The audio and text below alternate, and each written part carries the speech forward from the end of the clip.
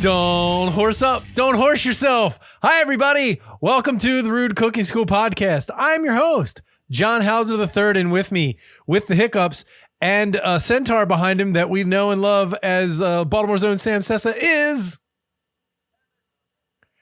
What's up, man? How you doing?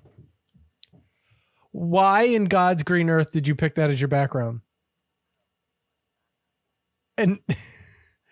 I have to stare at Sam Sessa's nipples now for the next hour. I don't know how I feel about that.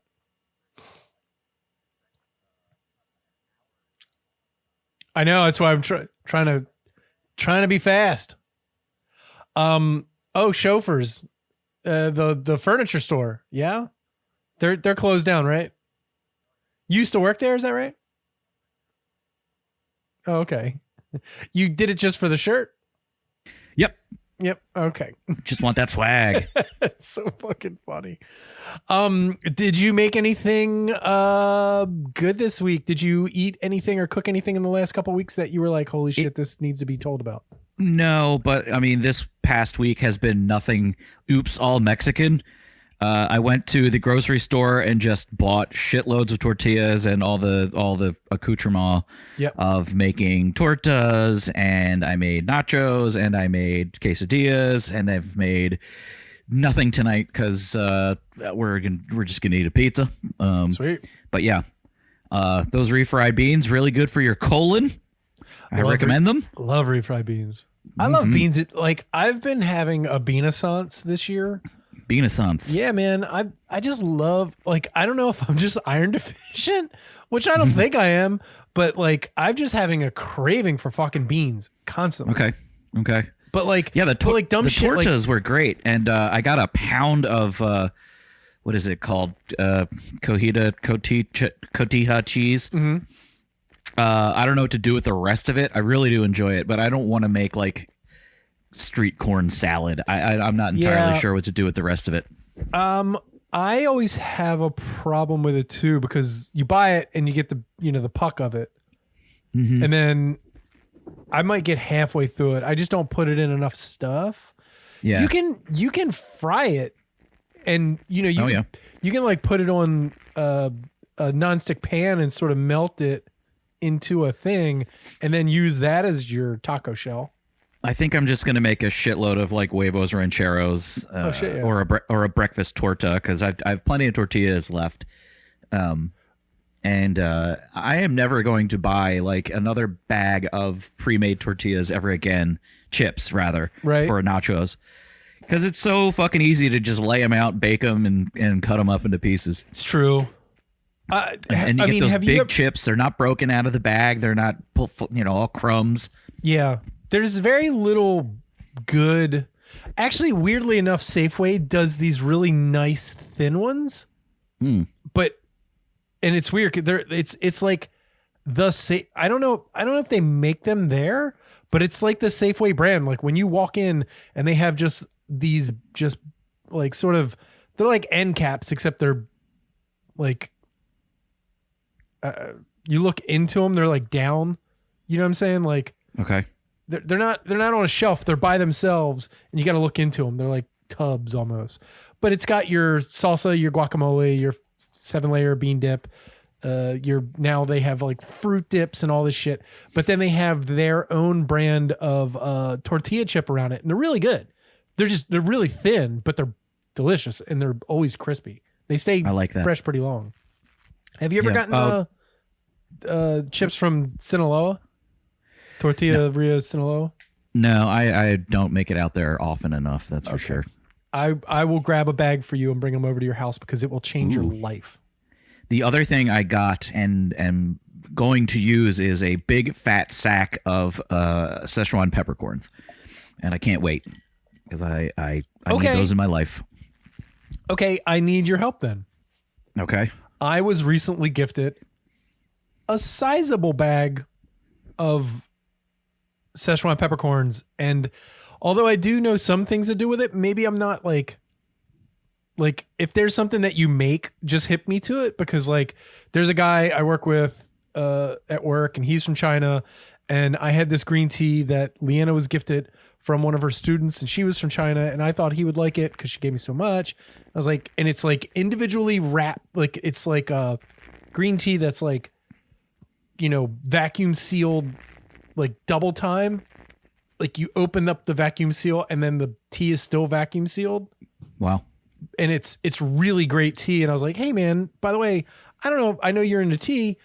Here's a couple of these. And he's like, oh my God, I know exactly what this is. This stuff's great. Thank you so much. And I was like, oh, thanks, man. And then he came in 2 days later. He's like, I want you to have this. And it was a bag of peppercorns. And I'm like, ugh. So what are you planning on? Hot pot? But I was about to say maybe some hot pot broth, but I made it a Szechuan chicken dish, which which I loved. And you can make your own 5 spice powder because the rest of the stuff is like, what is it? Anise, fennel, cinnamon, peppercorn, and I forget the 5th thing. But yeah, then you just grind it up and you got that shit for eons because it lasts forever. Yeah. But I'm very, very much looking forward to just dumping them into a rice bowl / stir fry and make it tingly. Cinnamon, fennel. You forgot fennel. Oh, I said fennel. Cinnamon, fennel, star anise, clove. And that's it. Cloves, yeah. That was clove. Sweet. And I hate fennel, but really? I tolerate it. I tolerate it if it's mixed in with all the other things. You don't like it in sausage? I don't like it. I don't like it in a sausage. I don't like it in an egg. I don't like green fennel and leg. It actually is pretty good with hog leg. It's one of the things I don't like about rye bread. About what? Oh, rye bread. Rye bread. Yep. Wait a minute. Fennel's not in rye bread, is it? Sure it is. Is it? Yes, sir. Yes, sir. That's caraway seed. No. It's got that fennel, baby. With that weird tingly flavor. Which when added with a Szechuan peppercorn, actually they synergize. They enhance one another. But so when it's just by itself. Do you just not like the anise flavor? Is that what it is? Yes. Oh, so you're not like a big absinthe guy? No. I'm black licorice is like my anathema. Have you ever had salted black licorice? I've heard you talk about it, and I don't think I want it. Yeah, I don't think anybody wants it. I think all those Swedish motherfuckers are lying. Cool. Yeah, I love fennel. Fennel powder, fennel pollen is really nice. I like to grind it up and mix it with peppercorns and just like grind them together and then use that as like a spice rub for pork. It's really, really good. Okay. It plays really well with pork. And obviously this weekend is St. Patty's Day-ish stuff, so we're going to the Guinness Brewery tomorrow. You fucking asshole. Seriously? I took the day off because I didn't even remember that it was March-ish and St. Patty's Day season, and I have too much time off from work, and I have to use it before the end of the year or I lose it. You're an insane person. Whatever. That's like knowing where the bomb is going to be dropped and going to ground zero. No, I don't think that the brewery is going to be a shit show on Friday at 1 p.m. Okay, let me know when you're going to text me when you get there. Okay. I go to work. I go to lunch at 2. I work 10 minutes from there. Oh, okay. I can be there. I can actually I work 5 minutes from there. I can drive down there in 5 minutes. We got a sizable running crew assembling there. And we can do shots and I can go back to work drunk. Oh, good. Because fuck that shit. Well, I already said I was going to drive because I got a doctor's appointment Monday and I want my blood to be clean. I have a doctor's appointment next week too. We can hold hands. No, I'm good. Why? And especially because you're getting your butt. Yeah. I was going to say because you got that camera up your butt. No, they do that. They don't do that during just the regular checkup. Maybe not for you. Yeah, well. Go gadget finger. Yeah, man, let me know because seriously, I can just pop down there and like I've never been there. Leanna's gone there for drinks and she was like, everybody I know that's gone there likes that place. It's okay. I mean, it's like it's perfectly adequate, for like a county brewery setting with plenty of parking and it's very open air, spacious, blah blah blah. It's cool that it's there. There's a place. No, absolutely. There's a place right up the street from there that apparently serves really, really great German food, and I've never been there. Yeah, that's the Rathskeller? Yeah, Rathskeller. Yeah. We went last summer, and it was good stuff. And they have a really good happy hour. It's all you can drink. Holy shit! Really? But they give you these little little Pilsner guys, and it gets crowded. Challenge So accepted. you're probably not going to get trashed on their happy hour, but it's good stuff. It's like when I was in good. A great selection of sausages and pretzels and all that stuff. It's just very good times. It's like, and it's right across the street from Daniel's, the biker bar. I was just about to say, yeah. But it was like when I was in college and there was a place you could go to on Tuesday nights and get dime drafts. And they would give you that little cup that was like, I guess, 4 ounces maybe, 6 ounces, probably 6 ounce cup. And just drink those things all night. $2 and you're hammered. Yeah. Did you ever go to Baja Beach Club when it was like quarter beer night? Oh God, no. Up until like 10 o'clock. And then I remember that. Yeah. No. After 10 o'clock, as soon as 10 o'clock hit, everyone left. And then it was just like the real dirt balls hanging out. Oh God. All the spray tan motherfuckers. Baja Beach Club. I was about to say Daniel's another good place for happy hour, I'm sure. I've sure. gone there. I've worked next to that place for 20 years. I've gone there twice. It's good folks and good times, John. I mean, there's a lot of January 6th people there. That's all I'm going to say. What makes you say that? Because I saw a couple of them on that video, and I was like, I recognize that dude from Daniel's 15 years ago. Right. I have made a few things this week, and it was pretty good. I made a pretty bomb-ass... Leanna was in the mood for like a chicken sandwich, like a fried chicken sandwich. Okay. Kind of hateful Chick-fil-A style. Just basically pickles and mayonnaise and whatever. Sure. So brined them in pickle juice, coated them in the place where I think I failed, which the flavor was good. The crispiness was bad. I was out of cornstarch, but I used a mixture of, I was almost out of cornstarch. So I used a mixture of flour, cornstarch, and potato starch as my dredge. And then went egg, like milky egg to cornstarch, flavored, put a bunch of spices in it, back to egg, and double battered it, fried it. And it was awesome coming out. But then as I, put them in the warming tray in the oven, they kind of sogged out a little bit. Okay. And then reheating them, they get almost like brick hard. Ugh. The flavor's really good. The crunchiness is there as long as, there's, it gets a little bit of chance to steam out a little bit more. And the chicken never gets dry because it's been brined. So have you ever done that? Done like a pickle brine chicken? And I did nuggets, I think. I've never done like an attempt at a Chick-fil-A sandwich. It's pretty, I mean, the main thing is just the goddamn pickles, right? The goddamn pickles. Goddamn pickles. I wanted something different from them, so I actually made a little weird cabbage and onion slaw. It was like cabbage and scallions and then mayonnaise and sriracha. But it was like half regular mayonnaise, half Kewpie mayo, a little bit of liquid aminos. And it was good.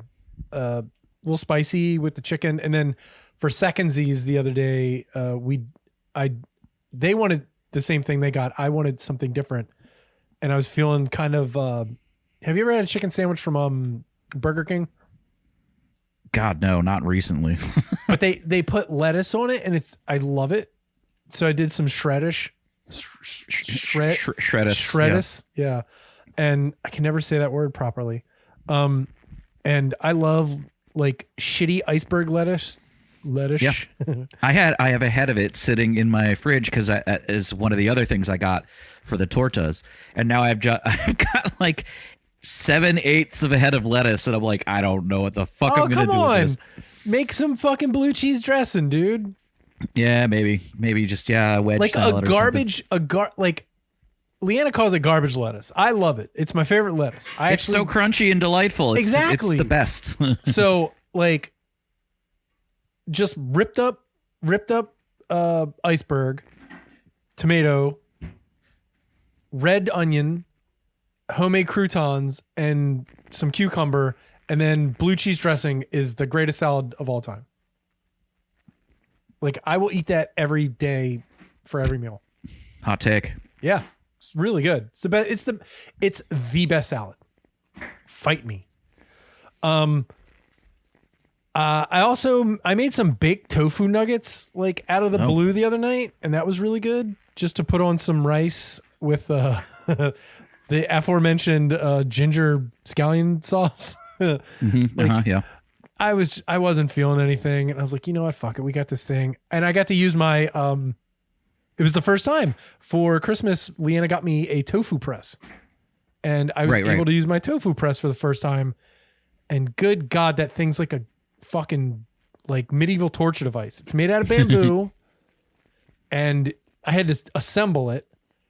So it's like springs and screws and wing nuts and shit, and it actually did a really good job. I was really surprised. And it's much better than trying to wrap it in a dish towel and then put a sheet pan on it and then figure out the weights that offset themselves on the sheet pan. Oof. So yeah, whatever saves you all that anguish. Well, there's nothing worse than like you're cooking and then all of a sudden it's like you're behind you because like your 15-pound tower of terror. Yeah, like the cast iron pot has just fallen over and just smacked your goddamn floor. It's terrible. And then lastly, and it goes back to what you were saying with the Szechuan stuff, and I wish I would have thought about putting the Szechuan into this, but I made a giant wok o stir fry. But I did something different because I was gonna do this thing for a friend of mine. He wanted me to make some food for his birthday party for like 100 people. And I was going to do a test run just to see how it worked out. So I bought all this stuff at BJ's, but then when I kind of costed it out and told him what it was going to cost, without my time and all that stuff, he was just kind of like, yeah, I'm good. But I had like this big chunk of meat and shit. And, it was like top round, which isn't the best for just like, oh, let's make a thing. So have you ever heard of velveting?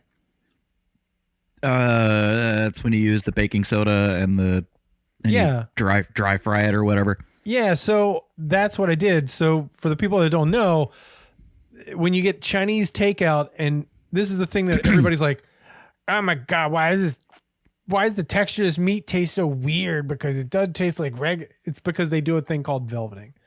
And it's either you can do cornstarch and egg white or baking soda, and you can mix other flavorants in there. I did soy sauce and ginger and garlic and the baking soda, and then just I'd slice the meat, put it in a bag, mixed up the stuff, poured it in, let it sit for I don't know. I think by the time I got to cooking it, at the most an hour and a half, and the texture was amazing. I skipped the whole pre-boil or pre-oil boil or pre-water boil. I just rinsed it and then just put it into some oil and stir fried it. Right. And it was great. Like I did dry it off as much as I possibly could, knowing that it was going to go into oil and shit so I could get some color and stuff on it. But holy shit, it was good. Like the texture was great. Like it had that, Chinese takeout texture. It had great flavor. I was like pat myself on the back. Like first time trying it, and I went with baking soda. Okay. And I've been reading about the cornstarch egg white thing. So I think next week's episode might be on that because I'm kind of fascinated by the whole on velveting. Yeah. It sounds like, I mean, there's got to be a lot. If not, we'll see. But it's a really great, like, I've been trying to find the science about it for the last couple days. And there's like a whole thing where it's like, well, it chemically changes this and then it encapsulates the liquid on the outside. So it never leaves. It just kind of all gelatinizes on the outside and on the inside when the cornstarch gets in. So it's really interesting. So we'll see. I mean, you could just do this is one aspect of American Chinese food that is one of thousands that you could, Oh, yeah. Go back to that well anytime. It has never been done before, I've heard. What? A podcast episode on velveting? Oh, no, on Chinese food, American Chinese food. Oh, I don't want to talk about American Chinese food. I love American Chinese food. I think it's great. Yeah, I think a lot of people do. It's one of those topics that I'm so sick to death of hearing about because I've seen like shows on Netflix, podcasts, YouTube series. It's a great way to instantly know an insufferable food person when they're like, there's just no good Chinese food in Baltimore. But that's just one. Name that's your just town. Yeah, I mean, that's just one kind of insufferable food person. Well, of course. Then there's the other asshole who's like, actually, American Chinese food is its own cuisine worthy of respect and this and that and the other, as opposed to the racist bigots that hate it because it's gross, blah, blah, blah. And I'm like, all right, you're also insufferable. Like, shut up. Yeah, like, totally. Shut up. We know. It's like, MSG's good. Stop being a racist. Which, seriously, MSG's good. Stop being a racist. That's me. Yep, I'm that guy. All right, let's get into a couple things before you got to get out of here. Yeah. Are we doing food news? Yeah, do it. Oh my God, I love food news. It gets better every time. You're getting really good at it. Oh, gross. Next time I'll plug in my tablet and I'll play like a pre-produced sting. That would be amazing. Mm-hmm. Oh God. Or I could just send you the sound file and you can layer it. Yeah, that would be fun. Just like double and triple or quadruple it. Or get you to say it and get Brian to say it and then have you guys go back and forth. Food news, food news, food news, food news, food news. Double it up. Or then layer both of your voices in harmony. Be fun. I'm here for it. All right, I'm going to take a drink of my beer right now that I just did. And let's talk about the grossest beer thing of the week. Okay, yes. Evan, are you familiar with the NCAA tournament? I think so. That's college sports, right? Yeah, it's for people who are losers who like watching children play sports. You want to know my hot take? I went to this school and I'm forever bound to the team that plays at this school, even though these people are 30 years younger than me. Or even better, I never went to college and my whole personality is built around college sports. I love North Carolina and I've never I grew up in there. North Carolina, therefore Duke runs in my veins for some reason, even though I drive a truck. I grew up with fucking dudes who to this day are fucking North Carolina fans. They've never been to North Carolina. I had a girlfriend that went to College Park and she was a Duke fan. Get the fuck out of here. She should have never, they should resend her goddamn whatever degree she got. I'm sorry, I didn't see you were eating. I was like, why isn't he vamping? Yeah, I'm really hungry. I took a drink. I'm sorry. So I have the NCAA tournament is fine with me. I think it's great. Like, I love that college students enjoy college sports. When adults get in, like, I get it. If you went to school there, that's cool. But come on, like you're really fucking that invested in a bunch of fucking like 18 to 21 year olds. Come on. Well, it's in particular weird. Because it's like, it is literally there are no stakes to these games. Well, if you bet on it, because there is. That's true. I mean, there is an NCAA championship. I'm sure there are some trophies that are handed out. A lot of people do those brackets. Yeah, sure. But I'm saying, like, none of the players are getting paid. Oh, come on. Don't be that naive. None of the fans are, like, benefiting from the team doing well at their school. Well, I don't know. Maybe somebody. Other than tuition goes up because of the prestige level of the school.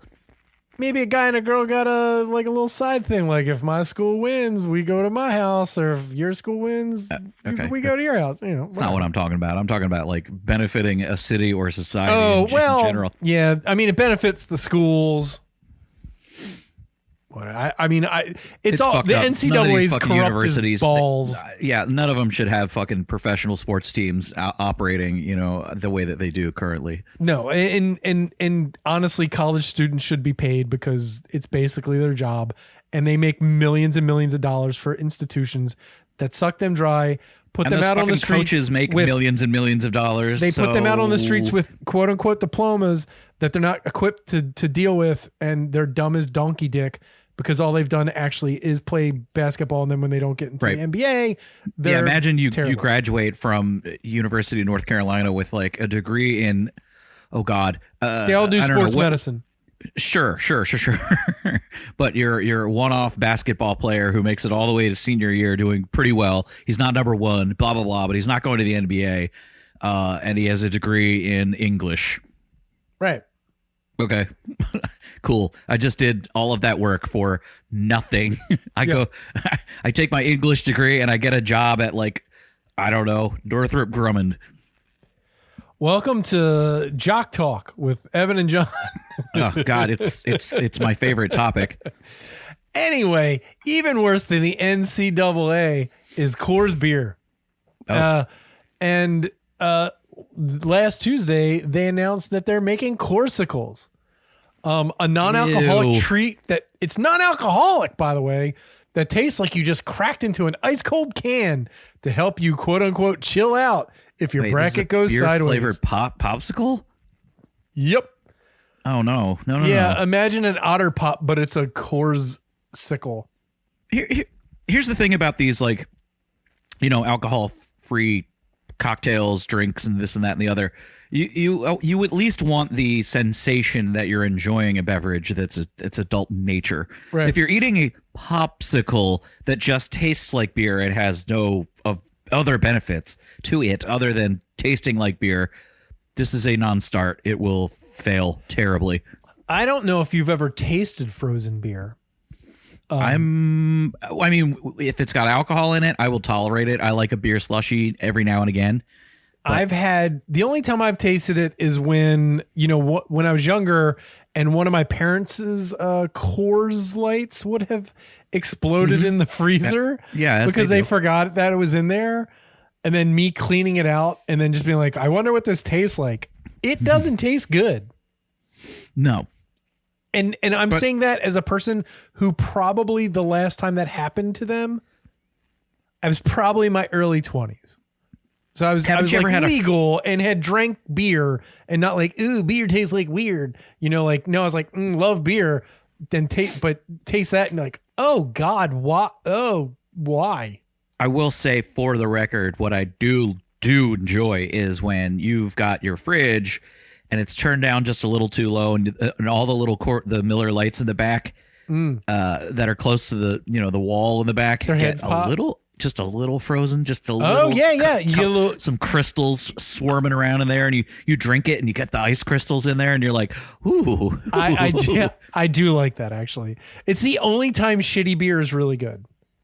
Yeah, because it's almost like it's almost like for real ice beer. Right. Oh God, do you remember that trend in the 90s? Yeah. Ice House. Beer?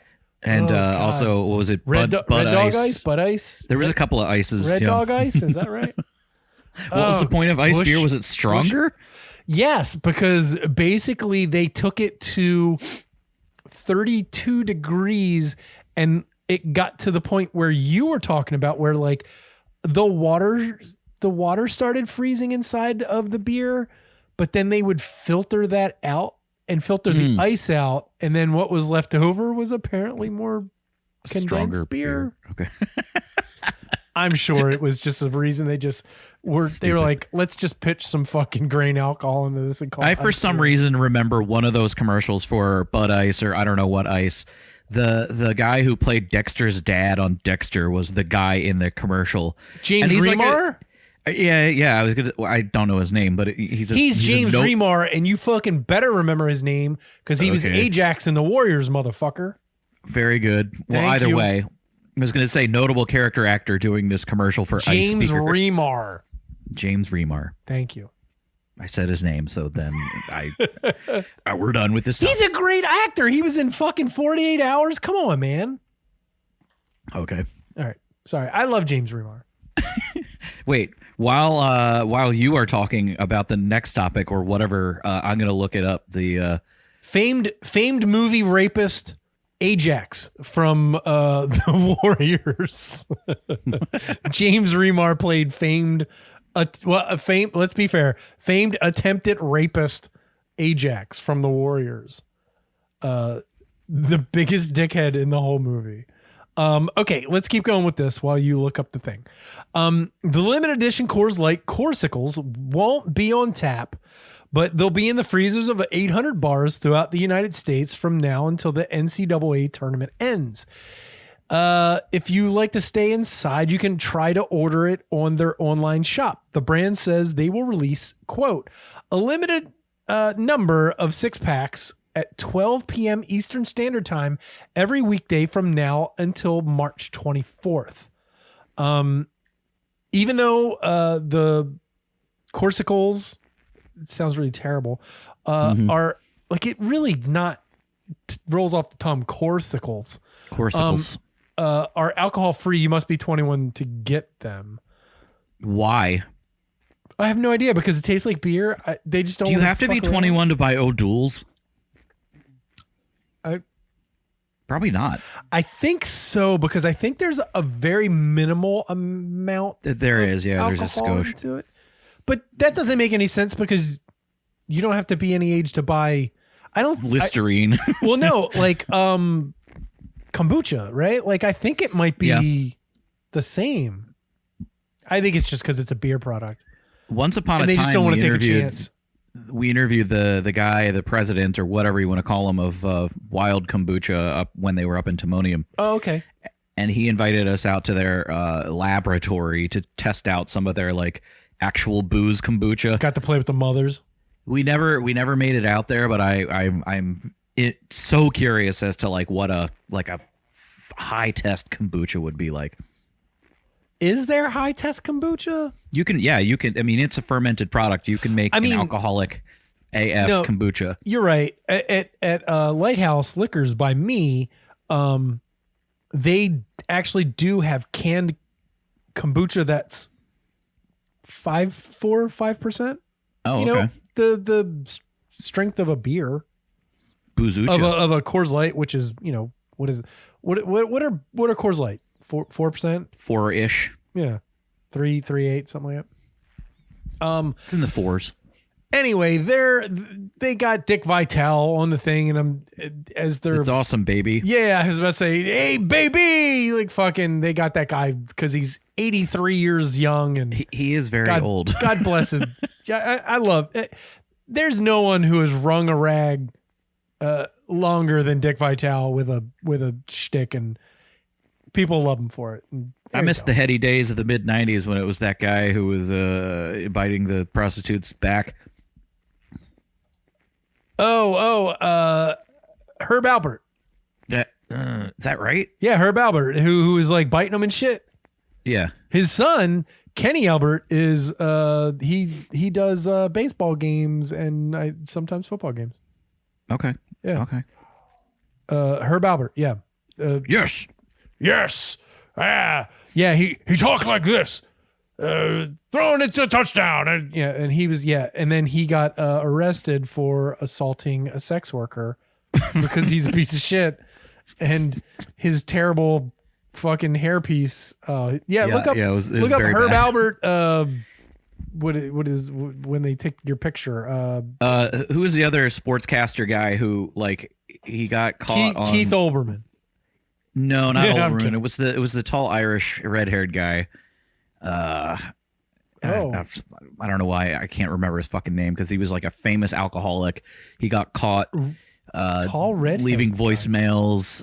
Anyway, I think he's dead now. The first guy. Oh, I was like the first guy who did the Daily Show. What's his name?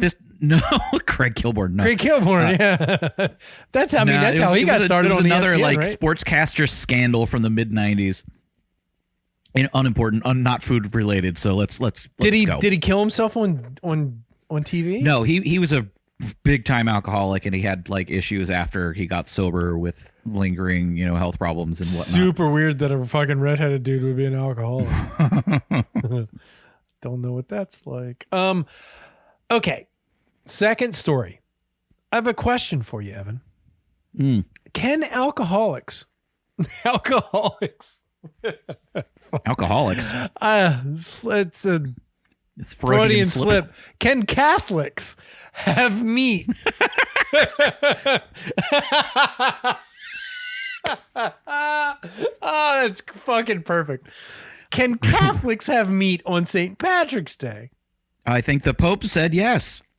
Well, tomorrow, if you're listening to this, actually, it's probably Friday.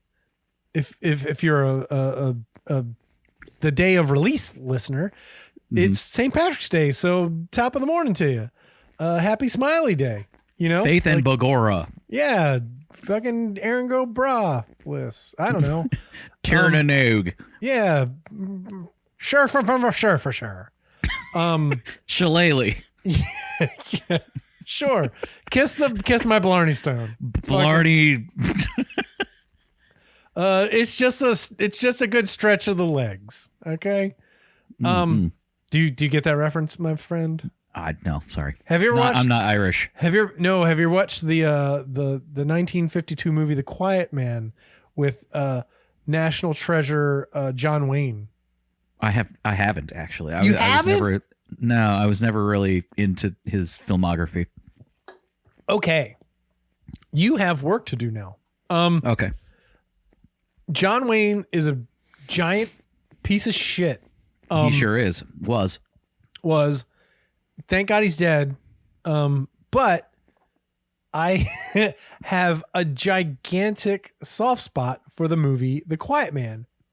Can I interject for 1 second? Sure. Speaking of him being a piece of shit, have you ever heard like the audio of him ranting and raving about how men of his, of whatever era, it was like the 70s, maybe the 80s, are all becoming namby-pamby F words, like this and that. Oh, yeah. And it's the same thing that like all the conservatives are saying now. It never changes. It's always like, these men are becoming ladies. Bah. The funny thing about that, okay.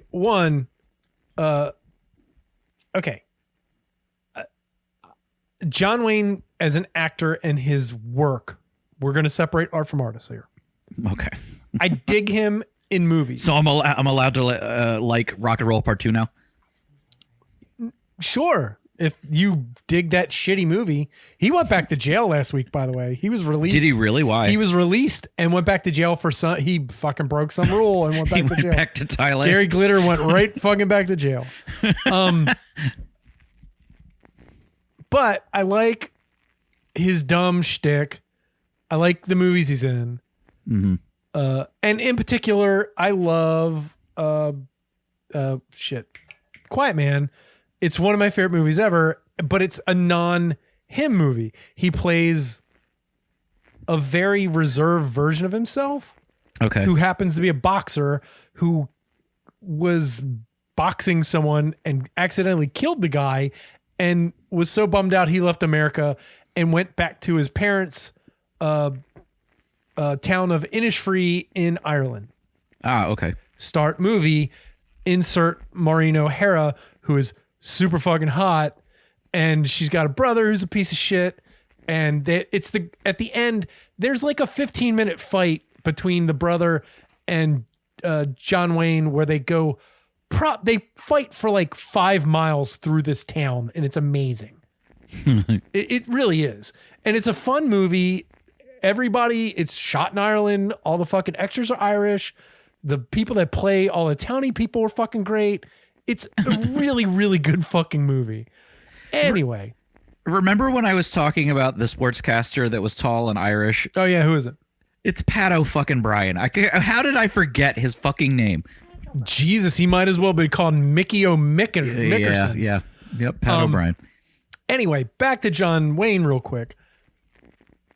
He loves to talk about how hard he was and, you know, and do all this and that. He literally dodged the draft in World War II and kept himself out multiple times where they tried to get him.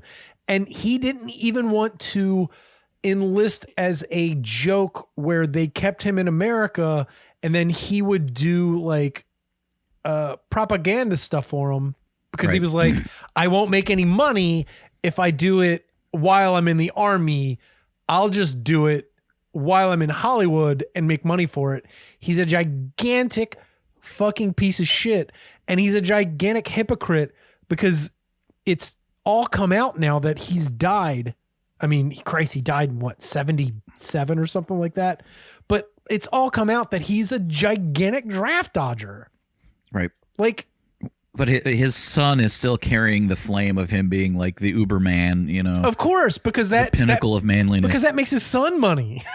That is very true. By the way, I say all this shit. I literally have John Wayne magnets on my fridge because it's funny to me. John Wayne's funny. You know why he lost his lung, right? Because he fucking probably sucked a bunch of dicks. I don't know what. Nuclear testing. Is that serious? Yeah, there was they were filming in the Dakotas, or maybe it was in Montana or something. By the way, I don't know how you lose a lung. lung by sucking dicks, but I'm just saying, like, he's so homophobic that I'm sure, like, right, yeah, you know what I'm saying. Anyway, the nuclear fallout from the nuclear testing in Nevada blew over the Midwest, and lots of people got cancer. Where he was like working. Yeah, a lot of the crew and cast and crew of that production came down with various ailments. Jesus. Yeah. I just thought it was the 8,000 cigarettes he smoked a day. I mean, that couldn't have helped. Yeah. Ugh. Anyway. Watch The Quiet Man, everybody. It's actually a good movie. Like, see, I'm to the point now where I'm like, art and artist, I don't give a shit. Like, if I like a thing, like, I watched the fucking Secrets of Dumbledore the other week. Like, we went through the Fantastic Beasts of this weekend. Those are bad movies because Crosby wanted to watch them. They're actually not bad. I hate them. They're so incomprehensibly, like, I don't even know what the fuck is going on. It does seem like they're writing them as they go, like literally as they're filming them.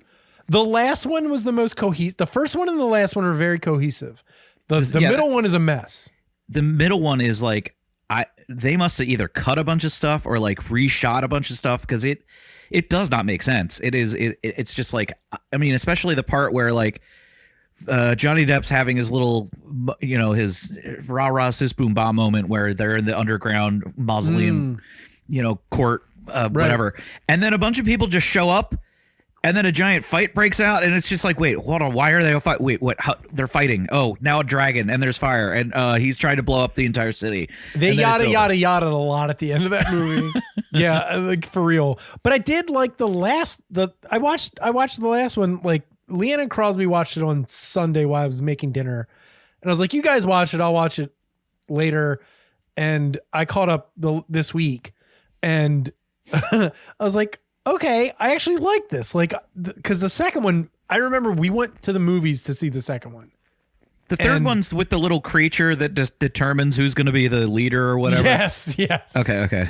Yes. Okay. But we went to the movies and saw the second one. I remember leaving the second movie going, yeah, I think I'm done. And we never saw the third one when it came out. And then it was on TV this weekend. And Crosby's like, can we watch this? And I was like, yeah, sure. So we let him watch the first one. And then he's like, can we watch the second one? I'm like, sure. And then we all watched the second one together. And the whole time Leanna's going, we saw this movie? I don't remember none of this. I'm like, I don't either. I remember this part. Oh, wait, I don't remember that part. So weird. Okay, let me get back to food news because you got to. Yes, please, please. Okay, Catholics, food. So yada yada yada. St. Patrick's Day on a Friday. We're still in Lent. Catholics are not allowed to eat meat on Fridays during Lent because reasons. I guess because Jesus was like, "Hey guys, sure, Jesus, let's have vegetarian Friday or pescatarian Friday. Loaves, fish and loaves." He's like, "Look, Peter, I know you're a fisherman, so let's give you a little boost here. Hey everybody, let's just eat fish or vegetables on Friday." So I'm always amazed. I would love. I gotta do that, like an episode on religious food laws. I took a college course. Are you shitting me? Yeah. Mm-hmm. On fucking religious food laws? No, it was called Food and Culture, but a lot of it was about religion. Why are you so bad at talking about food? Well, it was a 2-credit course, or maybe it was 3. I can't remember. Yeah. You're not bad at talking about food. I'm just joking. So according to the National Catholic Register, there are 176 Latin Rite territorial Catholic dioceses in America. And as of the publishing of the article that I'm reading from, 105 of them have given either a dispensation, an official okay, for their parishioners to have meat on St. Patrick's Day, or they're allowing if Catholics perform some other act of penance, like skipping meat on another day or going to mass, an extra mass. They get a mulligan. Yeah, you get a mulligan. That's what it is. Hey, look. Hey, Father, look. I'm gonna be fucking drunk, okay? And I need corned beef. I need corned beef when I'm drunk, because when I go out, I need cabbage and corned beef. They go together. They go fucking good with beer. Hey, how about let's say I do it on the Thursday instead? Is that all right with you? Can I eat the fish on Thursday? Okay, thanks, Father. Like, yeah, that's exactly what it is. Bishop Michael W. Fisher of the Catholic Diocese of Buffalo was among those who said it was all right to indulge your meat tooth this Friday. But he did suggest that Catholics should pick another day to abstain, blah, blah, blah. I have never heard the term meat tooth, and now I'm going to start using it I know, constantly. It's pretty great, right? 32 dioceses have said no and expect that Catholics in regions continue to abstain. I mean, honestly, that's what it should be, right? This is my take on it. If you want to be Catholic and you're going to do the fucking Lent thing, I'm sorry that like your favorite corned beef day falls on a Friday, but you can't do it. Yeah. Right? I don't think there's a lot of Jewish people that like get too many like okays on Saturday, or like, you know what I mean? Like I get that there are a lot of Jewish people that actually have they pay people to flip switches for them and shit. Oh yeah, but that's But no, that's I get mostly in Brooklyn. No, I know, yeah, but that's also like a whole other. It's called a Shabbos Goy, duh. It's a whole other thing. But like, if you're Orthodox, that's fine. But getting around things is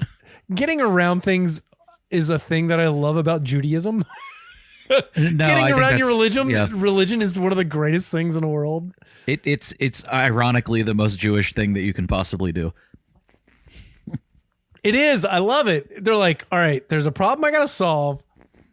Oh, I got it. How do I use legal strategy? Yeah, exactly. To avoid how can I go to my rabbi and be like, hey, look, check this out. If I do this and this, can I do this? And they're like, yeah, seems kosher. Like, all right, see you guys later. All right, I'm gonna hire that guy, and I'm gonna get a pneumatic wheelchair. Yeah, totally worth the fucking $2,000 a month I spend on that guy that fucking turns on my electric gas grill. Right. Or my electric grill. But yeah, but for Catholics, fuck them. Because I used to be a Catholic, and God damn it. No, you shouldn't. I mean, you're only like limiting yourself for 40 days. right? Out of the year. Right. It's not like every, Sabbath or fucking week or whatever. Like you get one day out of the week. So out of the 40 days, right? So you might at the most get 5 of them, right? 5 Fridays. Right. 40 days. But it's like, I mean,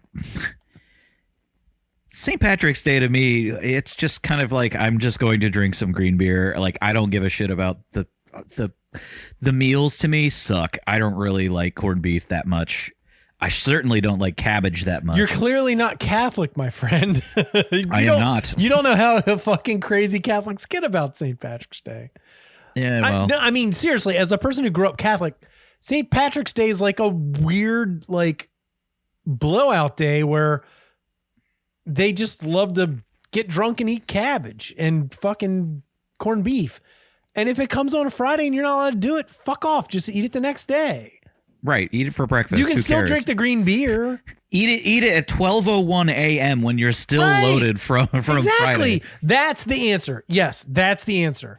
That's the answer right there. Fucking do your thing all night, and then at 12 o'clock or 12:01, fucking eat a corned beef strike sandwich. of midnight. Yeah. You don't turn into a pumpkin. You turn into a fucking thing. Okay, last thing. We're just going to go into this real quick. The Girl Scouts don't like people selling their cookies on eBay. Oh. So the Girl Scouts... They don't? No, they don't. They're known for many things, including helping young women learn about business and entrepreneurship through selling masterfully crafted cookies.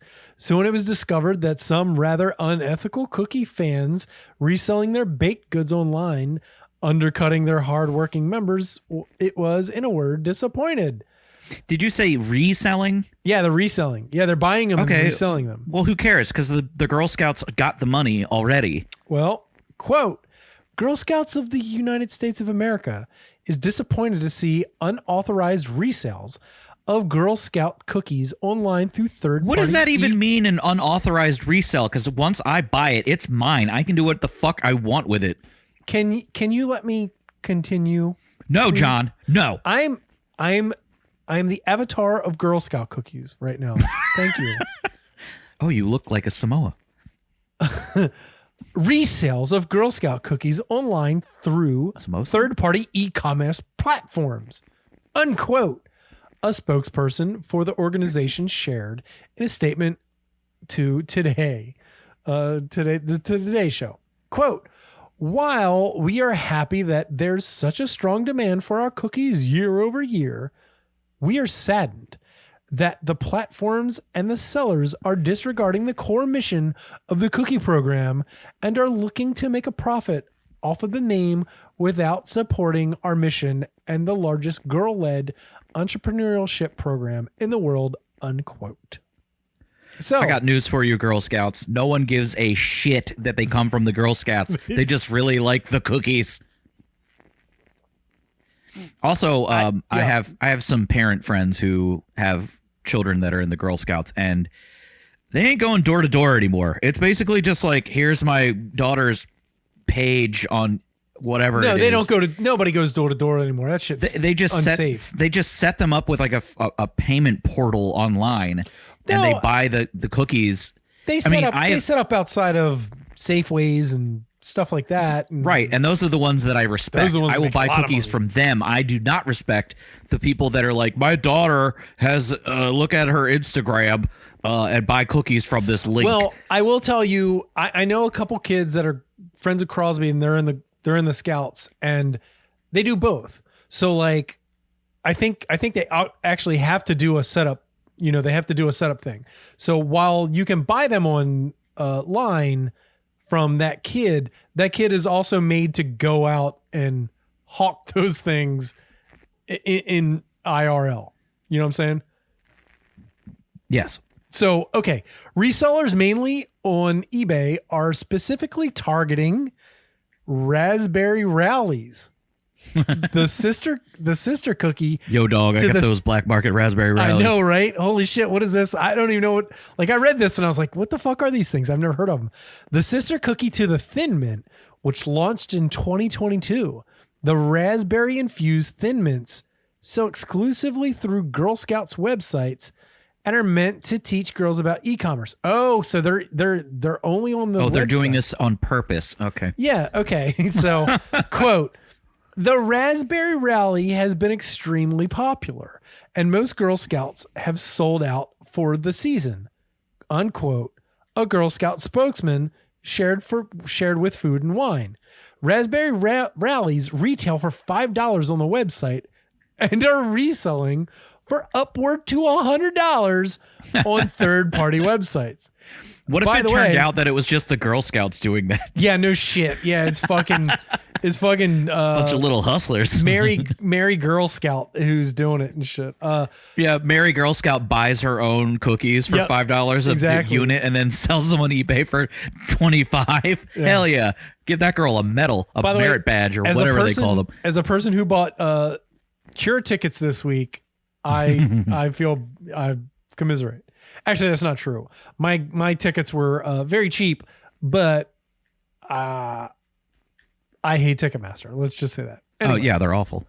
Anything that Congress can agree on both sides is God damn it, gotta be pretty bad.